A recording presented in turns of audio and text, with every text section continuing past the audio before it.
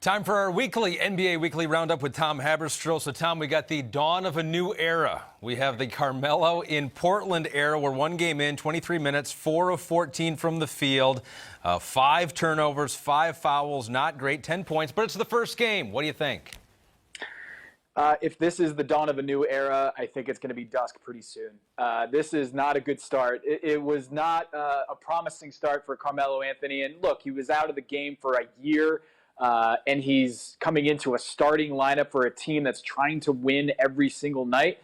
But, man, it was everything that I think those who turned down Carmelo Anthony had envisioned, is that he is just a problem defensively. And the Portland Trailblazers need to get better on defense. Right now, they're bottom 10 in defensive efficiency, and they're okay on offense. So that's what bothers me about the signing, is it doesn't make much sense for the team needs. Signing Carmelo Anthony, who really is struggling so hard on that end of the floor, it's like trying to put out a fire by throwing some logs on it. It doesn't work. And so I think last night it was a start, but he was minus 20. And normally you would say, hey, he's just getting started, like he's going to get better. But I think as time goes on, teams are just going to exploit him more and more. And he has the highest usage rate in the NBA right now after one game. He's chucking it, and I just don't see how this is going to be a long-term fit. But, hey, maybe it was just shaking off some rust. Terry Stotts does say that he will, quote, start at power forward for the foreseeable future. How far is the foreseeable future, you think? They don't really have much else. They don't have a plan B. I think he is plan B at this point. And I think Terry Stotts is looking at this situation and trying to grasp at straws. Look, Damian Lillard was not playing in that game. So hopefully that takes away some of the pressure off of Melo when Lillard gets out there. But again, I would just state that if Melo doesn't work out, it's not going to be a huge deal. They'll try another player at that slot. But Anthony Tolliver is another veteran who fills kind of the same needs. He is a shooter, a role player, a floor spacer. And I think they'll might try to go back to Tolliver if Carmelo doesn't work out. But he needs to be better on defense. Hassan Whiteside can't do everything for him defensively. And that's the big issue for the Blazers. They're not a good defensive team. They rank 21st in defensive efficiency. And I just don't see how Melo starting for this team is going to help that. There was a time that Carmelo Anthony was a perennial MVP candidate. Those days are gone, but James Harden is right there. And we have Exhibit H now submitted into evidence by Daryl Morey, the GM of the Houston Rockets, that not only is he an MVP candidate, he might be the best of all time, at least offensively. I don't know if you saw this tweet, Tom. We're looking at it right now. All time in points per 100 possessions, you got James Harden last year at number 2 and James Harden this year at number 1, both ahead of the great Michael Jordan. It's hard to disagree. I think what you look at with James Harden is just the pinnacle of efficiency. You talk about the high efficiency areas of the floor. He is pounding it with 14.5 free throws per game and taking just about the same from three-point land. He has 200 three-pointers this year, which is 71 more three-pointers than the next highest guy, Damian Lillard.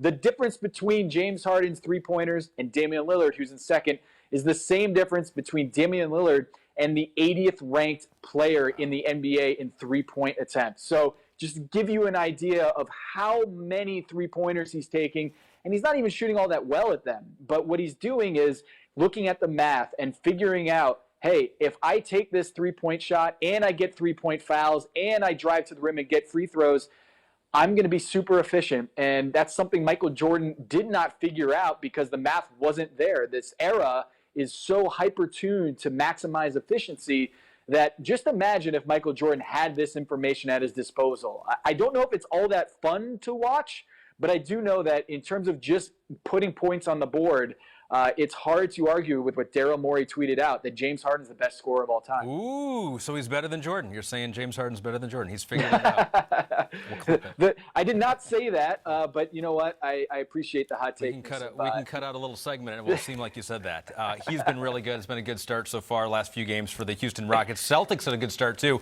They're 11-2. Surprising, maybe. You got no Kyrie, you got no Al Horford. Gordon Hayward's been out here. How have the Celtics been able to do it? It's what I call the Kemba effect. Everywhere he plays, the team just takes care of the ball. It is an incredible achievement that over the last 7 seasons, 6 of those he has had on a team. He's been on a team that has the lowest turnover rate in the NBA. Historically he's leading a team that has been the 3 out of the top 4 teams in lowest turnover rate in NBA history. So Kemba Walker is so sure-handed and steady as a point guard. The Boston Celtics offense has been just amazing so far, even without Al Horford and Kyrie Irving and a rotation at center. Kemba Walker is just so good at taking care of the ball. He's not a guy who's going to thread the needle on passes. He's a guy who's going to take care of the handles with being so low to the ground. It's hard to take it away from him.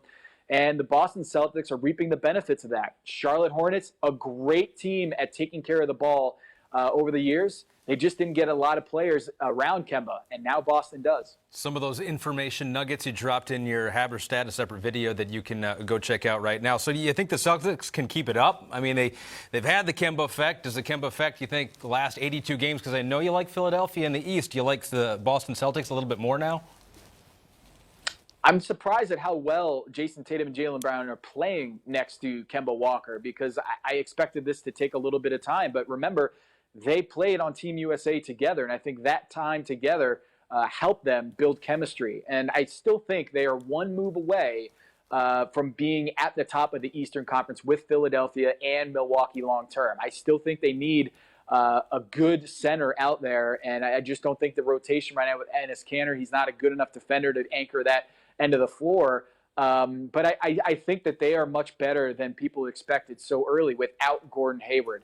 So do I think that they're going to be, at the top of the East? Not yet. I don't think they're going to keep this pace throughout the rest of the season. But as the Haberstroh said, this is an impressive start for Kemba Walker. And that turnover rate isn't going away. That is what he has done his entire career. He's been really good. Put him in that MVP debate along with James Harden and along with this next guy who I believe it was 2 videos ago, Tom, that you gave Luka Doncic maybe 7 or 8 MVP awards in his career. He's only 20 years old. You might want to tack on a few more because he's keeping it up. We had a 40-point triple-double, became the second youngest player in the NBA to ever do that.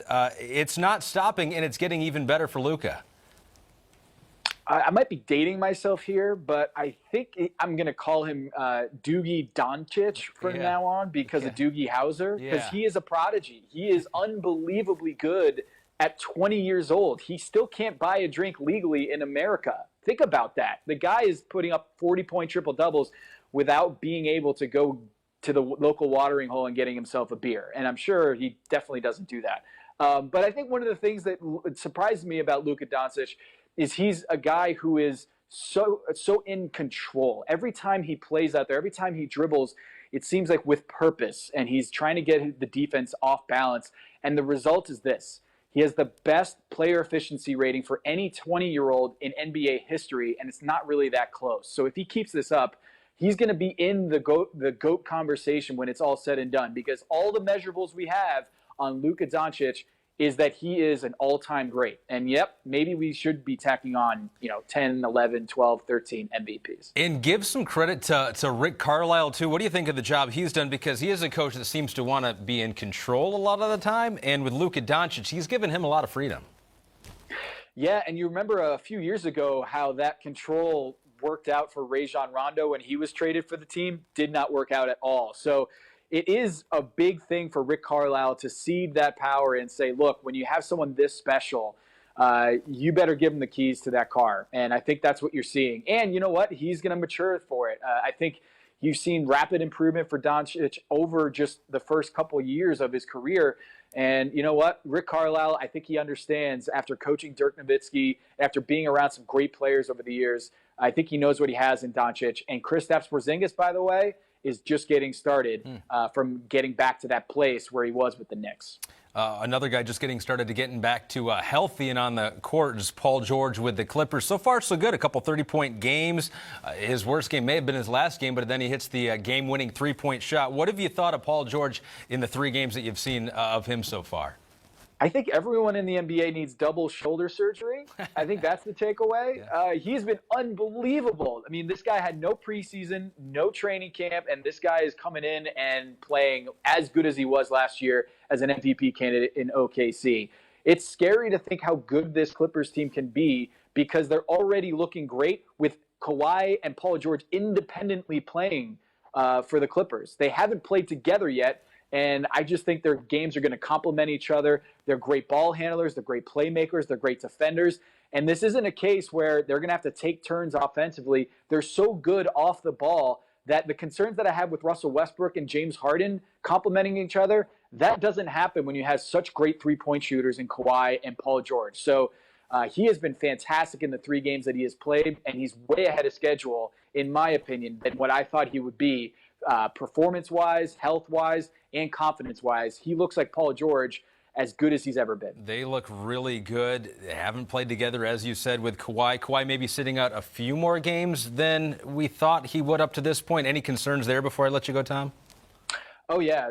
I think he's going to be right around 60, just like we saw last year with the Raptors. You know, there was a lot of talk at Media Day, a lot of optimism. Media Day is always, every team is 82-0 on Media Day. And I think that was, throwing people off that he's healthy and that he's not going to skip a lot of games to rehab his knee. I think it's going to be the similar thing where he's going to play around 60 games this year. And for all those who got tickets this year to those games, just be prepared that Kawhi Leonard has got his eyes on June. And the same thing with Paul George. I think both of those guys are going to be sitting out strategically this year so that they can win a championship in a few months. You count on one. If you get both, bonus. And we got Tom Haberstroh with our NBA Weekly Roundup. Thank you, Tom. You got it.